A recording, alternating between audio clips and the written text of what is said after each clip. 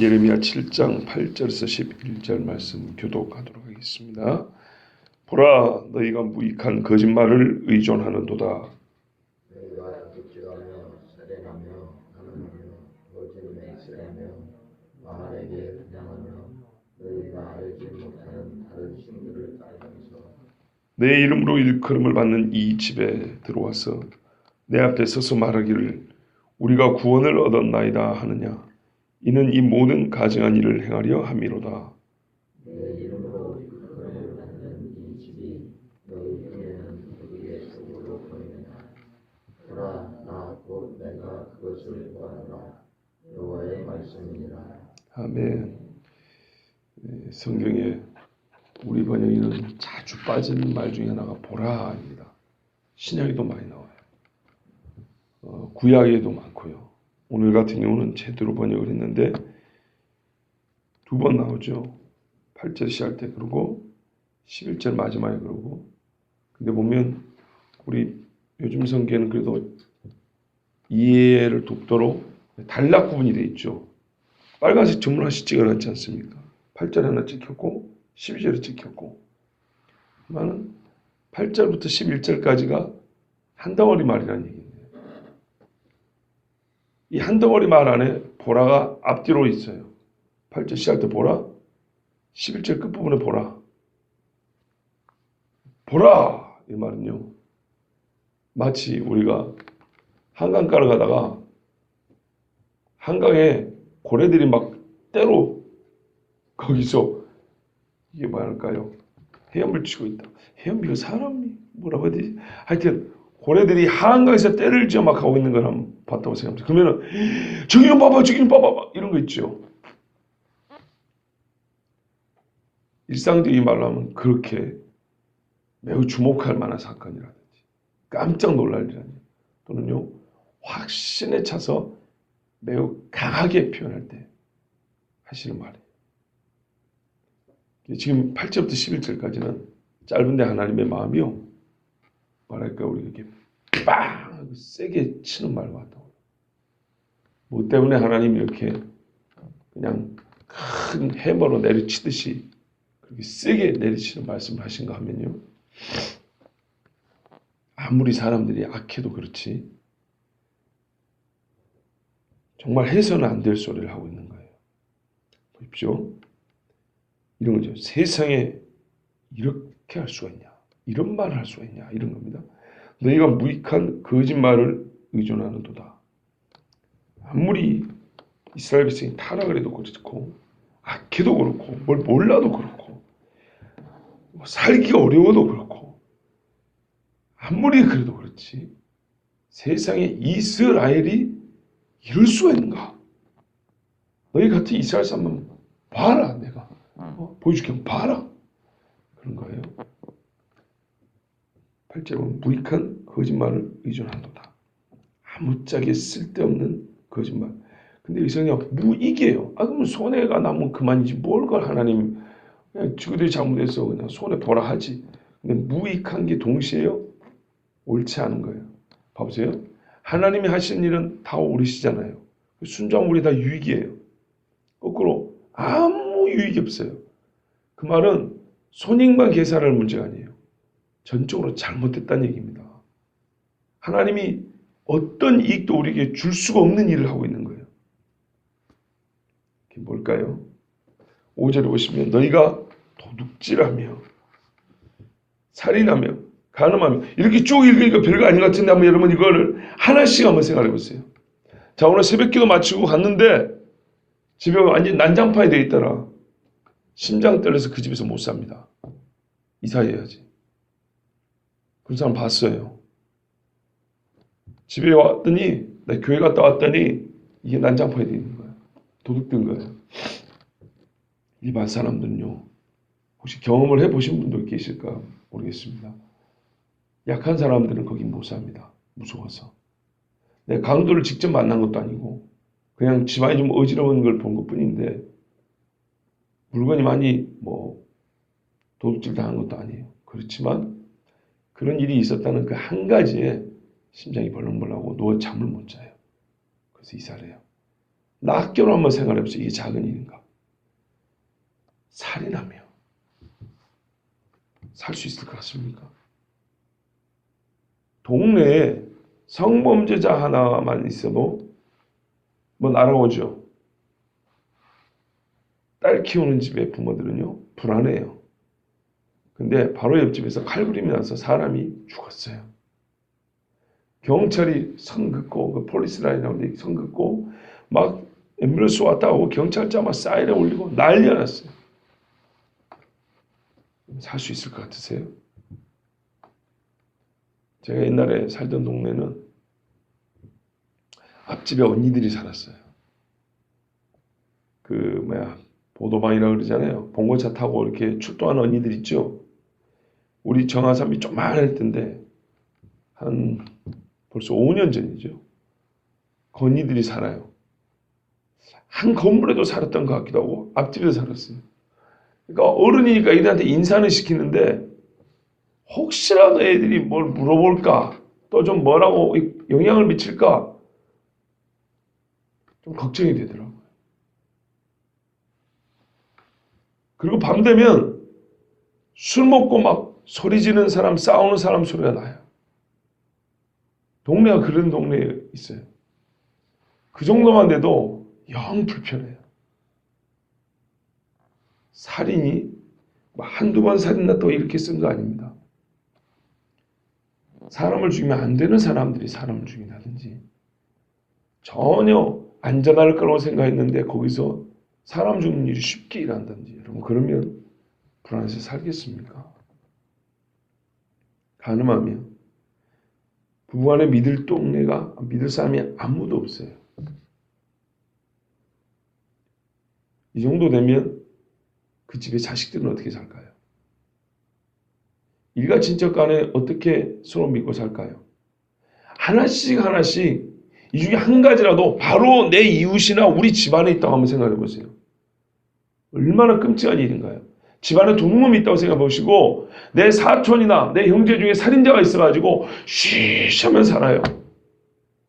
혹시 누가 할까 봐. 사람이 살다가 실수로 그럴 수는 있어요. 그런 거는 저 역시도 크게 뭐라고 안 해요. 왜 누구라도 그럴 수 있으니까. 그런데 하나님 지금 하신 말씀이 이게 비일비재 흔한 일이라는 거예요. 거짓 맹세하며 계약서 써봐야 소용없어요. 다 어긴다고 생각해 보세요. 진짜 남 이야기 안 해서 보세요. 우리 장로님 권사님 지금 사시는 집 있잖아요. 철석같이 믿었는데 이 사기꾼이었던 거예요.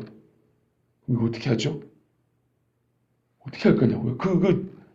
이 돈을 어떻게 할 거예요? 어디서 할 거예요, 이제?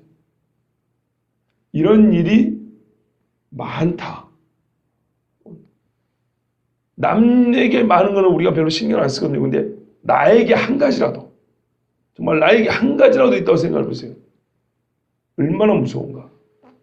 꼭 우리 집 가는 골목에 깡패 새끼들이 밤마다 담배 피고 거기서 술 까먹고 술 먹고 막 소리 지르고 벽돌로 막 옆에 막 차 때리고 우리 집 옆에서 꼭 그래요. 거기 살겠어요? 못 살겠죠. 바르게 분양하며 여러분 점집 가운데 이사로 들어갈 수 있겠습니까? 점집이 몰려있는데 지금 미아리꼬에 가면 뭐 점집 많다면서요. 거기 딱 그 가운데 내가 새빵살이 하나 들어갔어요. 혹시 즐거이 가실 분이 계세요? 없지요. 이렇게 우리가 성경 말씀을 그냥 도둑질하면 살인하면 많이 봤다 이런 거. 막 맨날 말하더라. 시기살인 음란 또 뭐 투기 수군수군 비방 무장하며 무자비하며 많이 봤어. 오늘 역시 그런 여러 가지 죄의 목록을 쫙 읊고 지나가면 안 되고요. 하나라도 우리 집과 우리 집안에 있는 일이다. 아니면 내 개인에게 당한 일이라고 생각하면 이 중에 한 가지라도 절대 평범한 일로 지나칠 수가 없어요.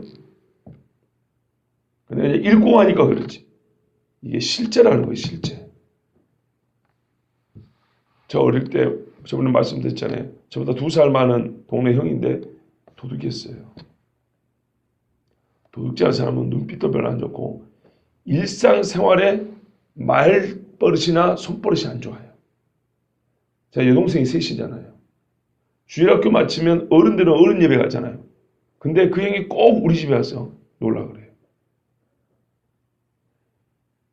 오빠인 나밖에 없고 나는 2살이나 내가 어리고 내가 형이면 몰라도 여동생이 3명이나 있는데 여러분이 만약 부모라면 원사님은 딸이 없으니까 그냥 우리 정성 집사의 경우에 딸이 둘이 있는데 그런 애가 우리 집에 와고 맨날 주일날 나 어른 예배 가는데 주일 학교 예배 맞춰와서 집에 와서 놀라고 해요. 마음이 놓이시겠어요? 절대 안 놓이죠. 되도록이면 못 오게 하려고 그랬죠. 그런다고 걔가 와가지고 무슨 도둑질을 실제로 했거나 무슨 우리 딸내미들에게 해코지를 했거나 실제로 그런 거 아니에요. 그런데도요 신경 써서 예배를 못 드릴 거라고요. 살인하며 간음하며 살인 강간 범죄자가 우리 교회에서 등록하기 딱 앉아 있어요. 여러분 어떠시겠습니까? 얼마나 신경 쓰일까요? 다윗도 회개했잖아요. 그 사람이 회개하면 나는 오케이라니까요. 받아준다니까요.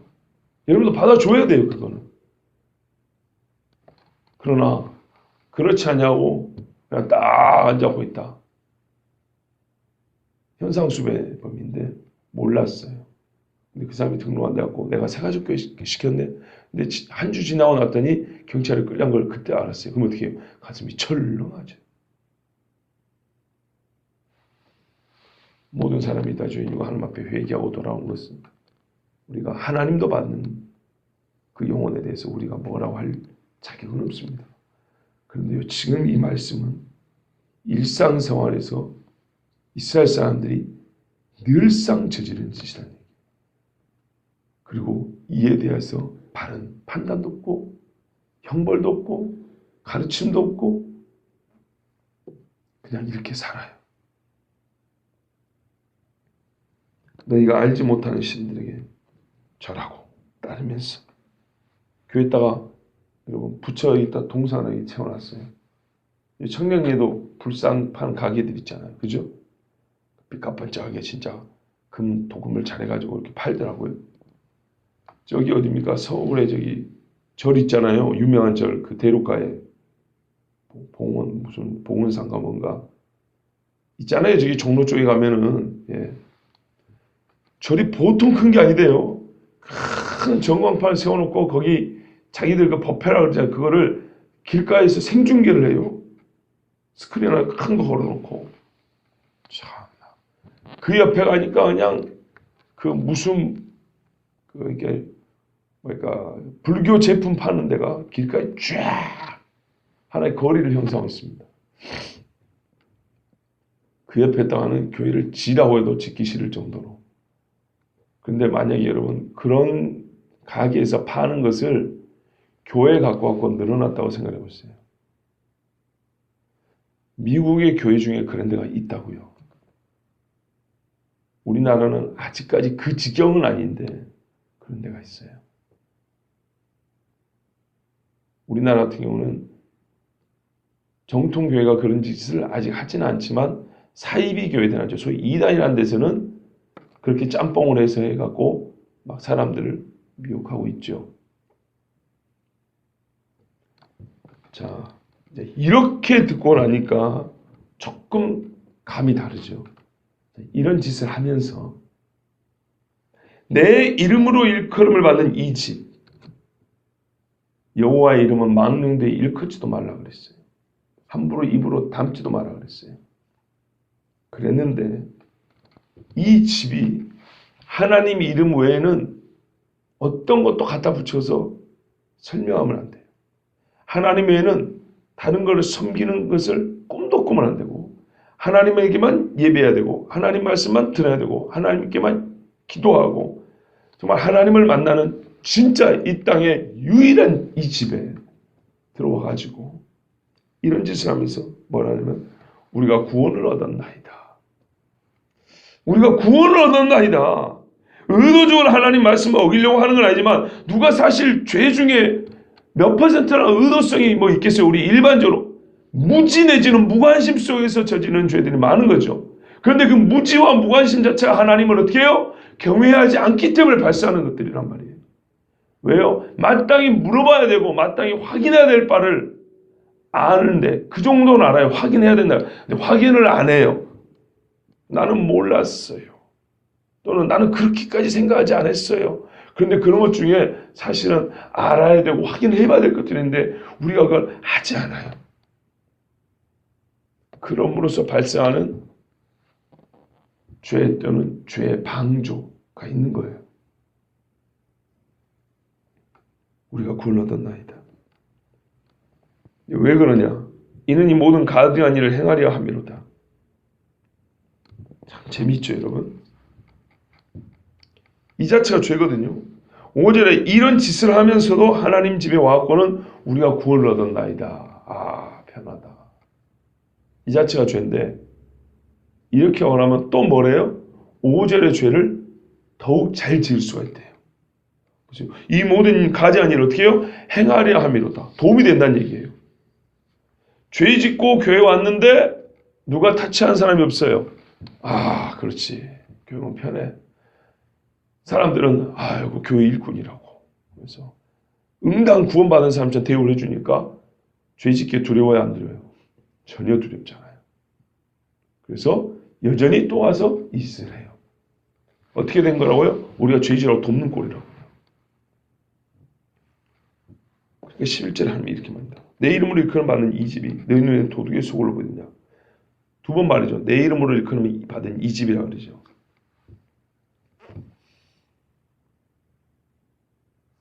하나님의 집이 얼마나 만만하면 이런 짓을 하느냐 얘기입니다. 하나님의 집에서 사람들이 안정을 취하면 더욱 죄를 짓는다. 그러면서 우리 주인 뭐라 하냐면 우리의 판단을 들리는 게 아니에요. 하나님이. 너희가 이렇게 하는 짓은 꼭 교회를 어떻게 생각하는 거라고요?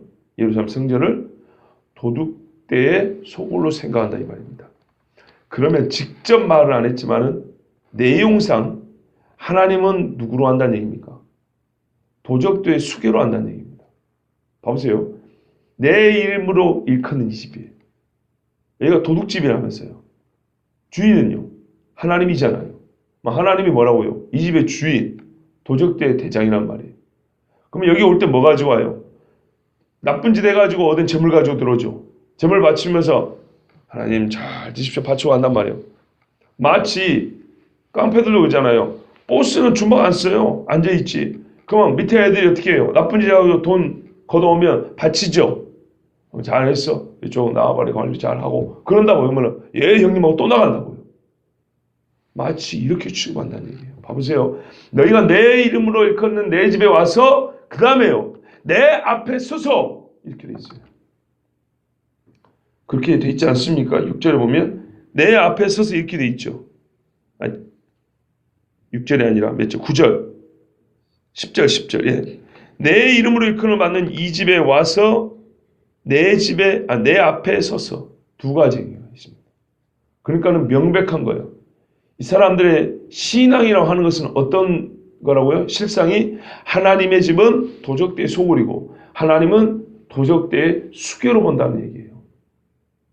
그 정도라는 거예요. 직접 물으면 그렇게 안 하겠죠. 아니 우리가 어떻게 하나님을 도적대의 수괴로 얘기했습니까? 말 안 줘. 그러면 이렇게 하면 안 되는 거예요.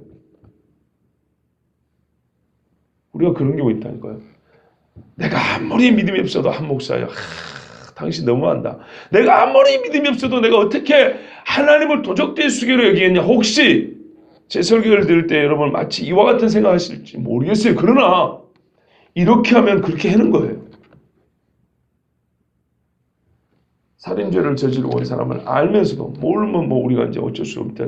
알면서도 회개할 소리 한번 안다면 살인자가 와도 그가 회개하지 않아도 교인으로 받아주는 것처럼 하나님이 살인을 시킨 사람과 같이 취급하는 거하고 똑같은 겁니다. 아니라고요? 그럼 오늘 말씀을 뒤집으세요. 이 사람들도 아니라고 한다니까요. 예수님 당시에 그 죄인들도 예수님이 독사의 새끼, 그 누구가 자기를 독사로 생각했겠어요? 아니 말을 해도 그렇지 우리가 마귀 새끼란 말이야. 아니 이렇게 지금 제사를 지내고 배에 옷을 입고 제사장 짐승을 잡고 율법을 가르치는 우리가 독사의 새끼, 우리가 마귀 새끼라고? 우리가 지옥에 떨어진다고?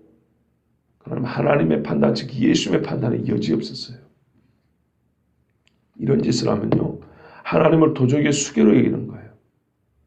그리고 성전을 도적대의 집으로 보는 거죠. 속을. 끔찍하게 생각하는 바로 거기로 생각하는 거예요. 그리고 아무렇지도 않게 와서 서 있었다. 여호와를 두려워할 줄 몰랐다는 거죠. 보다 심각하게 말하면 하나님이라는 이름은 불렀는데 그분이 누군지 전혀 모른다는 겁니다. 그러면 성경에 오면 율법을 들을 수 있습니까? 못 듣습니까? 들을 수는 있죠. 거의 농담이나 아니면 지나가는 말로 들었지 율법을 율법답게 가르친 적도 들은 적도 없다는 얘기입니다. 성경 분명히 말하잖아요. 이스라엘이 율법을 바르게 전하고 들었으면 절대로 이런 일이 있을 수 없습니다. 우리가 모세오경을 통해서 알 수 있는, 신명을 통해서 알 수 있는 이야기 아닙니까? 절대 이런 일이 있을 수 없습니다. 요시아가 율법을 발견하고 그것을 율법답게 읽으니까 어떻게 됩니까? 나라가 개혁을 하잖아요. 저 단과 베델까지 올라가지고 귀신 성전에 다 때려부셔서 변소로 만들어버리잖아요. 성전을 소진을 하잖아요. 그죠? 성전 안에 또 온갖 잡신들 다 끌어내고 불태워버리고 빻아버리고 뭘 발견하니까요? 본인의 열심도 있지만은 성경을 발견하니까 율법을 발견하니까 이거는 너무나 당연하고 그 말씀에 힘을 얻어서 나라를 깨끗하게 하잖아요.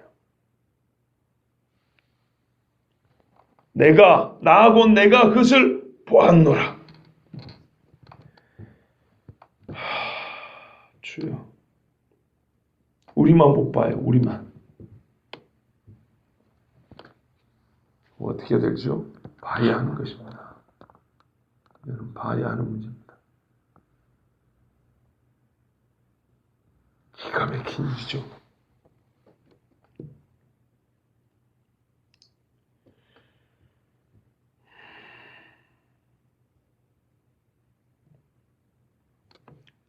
그리고 하나님이 이런 짓을 하는 사람들을 감사하게도 지금 이 말씀을 하는 이 순간까지는 참아주고 기다리고 있는 중입니다. 그런데 이게 참아주고 기다렸더니 회개한 게 아니고 시편 50편에 보면 내가 이와 같은 일이 이게 우리 아까 읽었던 9절 같은 말씀이 또 기록이 돼 있어요. 여러 군데 기록돼 있어요. 근데 이런 일을 행해도 내가 기다려주니까 너희가 생각하기를 나를 너희와 같은 줄로 아는도다. 이렇게 돼 있어요.